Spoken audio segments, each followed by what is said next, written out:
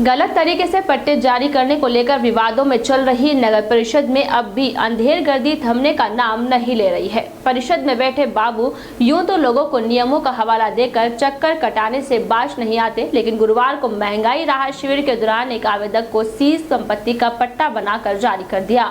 मजे की बात यह है कि पट्टा भी उपखंड अधिकारी मृदुल सिंह, सहायक पुलिस अधीक्षक मनीष चौधरी तथा आयुक्त गुरदीप सिंह के हाथों वितरण करवाया। हालांकि परिषद प्रशासन का दावा है कि जिस संपत्ति का पट्टा जारी किया गया है वो सीज संपत्ति से सटती पृथक पुश्तैनी जायदाद है। फिलहाल मामले से जुड़ी फाइल को उपखंड प्रशासन ने अपने पास तलब करवा ली है, मगर जैसे ही इस मामले का खुलासा हुआ नगर परिषद प्रशासन हरकत में आ गया।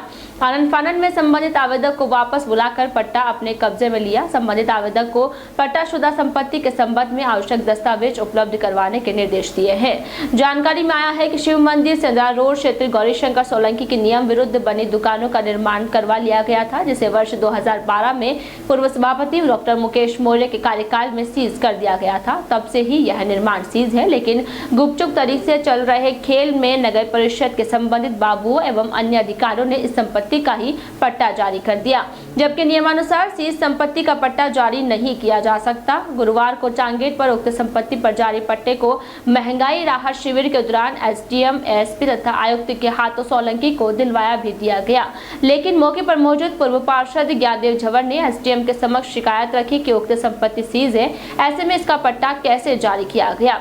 यह सुनते ही परिषद के अधिकारियों के पैरों तले से जमीन खिसक गई। संबंधित बाबू इधर उधर बगले झांकने लगे। जैसे ही मामला सामने आया परिषद के अधिकारियों ने संबंधित व्यक्ति से तत्काल पट्टा वापस लेकर अपने कब्जे में लिया। सवाल इस बात का है कि सीज संपत्ति का पट्टा कैसे तैयार हो गया। पट्टा तैयार करने में किस किस की भूमिका है, जिन्होंने परिषद के सभापति और आयुक्त की आंखों में धूल झोंकी। बहरहाल गलत पट्टा जारी होने के बाद उपखंड अधिकारी मृदुल सिंह ने भी आयुक्त के समक्ष गहरी नाराजगी प्रकट की एवं फाइल को अपने पास तलब करवा ली है। इस संदर्भ में उपखंड अधिकारी मृदुल सिंह ने बताया कि शिविर में दोपहर को उक्त घटनाक्रम घटित हुआ था। जानकारी मिलते ही प्रकरण की पूरी फाइल तलब कर ली गई है और जांच की जा रही है। उन्होंने कहा कि पट्टा जारी करना नगर परिषद का काम है। परिषद की ओर से विभिन्न चैनल पार करने के बाद ही उक्त पट्टा जारी किया जाता है, जिसमें सभापति व आयुक्त के हस्ताक्षर होते हैं। प्रशासन का इसमें कोई दखल नहीं होता है, लेकिन महंगाई राहत शिविर के नाम पर ऐसी गड़बड़ी होना गंभीर बात है। इसकी जांच की जा रही है।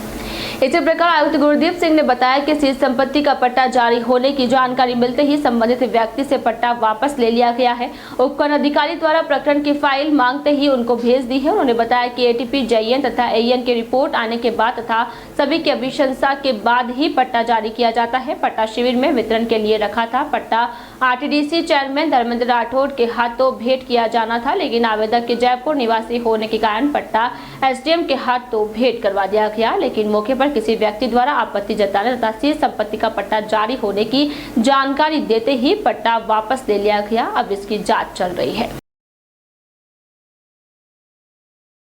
एक पट्टा है, विवादित पट्टा है, जो कि एक सीज बिल्डिंग का पट्टा है, कहने को आया जा रहा है। उसका एक पट्टा जारी किया गया। इसमें मेरे को एडिशनल एसपी मनीष जी को भी एक पट्टा देते हुए फोटो आई है।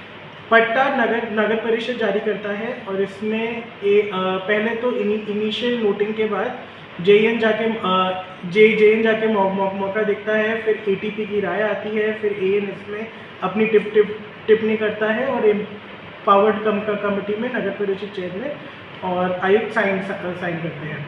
अब एग्जैक्ट इवेंट क्या है, एग्जैक्ट किस लोकेशन की बात है, ये अभी मुझे पता नहीं है, लेकिन इसमें स्ट्रिक्ट से स्ट्रिक्ट कार्रवाई ये की जाएगी कि इस फाइल को बुला के पूरा का पूरा चेक किया जाएगा कि क्या जगह सीज हुई थी, क्या उसी का पट्टा दिया गया है। और इसमें आयुक्त साहब को बहुत क्लियर निर्देश दिए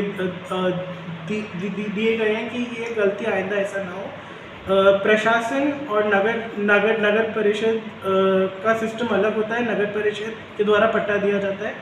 प्रशासन का ओवरऑल एक रहता है कि हम चीज़ों को मॉनिटर करें, और ये संज्ञान में आते ही हमने नगर परिषद की पूरी टीम को बोला है कि इसमें प्रशासन की घोर लापरवाही है। इसमें जैसे ही अभी तो शायद से इन्होंने पट्टा वापस ले लिया, आगे उस व्यक्ति विशेष को पट्टा दिया नहीं गया, बट इस चीज़ को संज्ञान में देखते हुए एक रिटर्न रिपोर्ट और पूरी की पूरी फाइल को इस ऑफिस में बुला के सर परिषद सचिव का इस मामले में कहना है कि इस बिल्डिंग बिकॉज अगर कोई बिल्डिंग सीज है तो उसका तो रिपोर्टिंग नोट शीट पे आएगी, जो आपका जेएन है वो मौका देख के आएगा और वो बताएगा कि इसको तो नगर अब अपनी वो गलती छिपाने के लिए तथाकथित रूप से कह रहे हैं कि सर सीज बिल्डिंग का पट्टा जारी किया जा सकता है।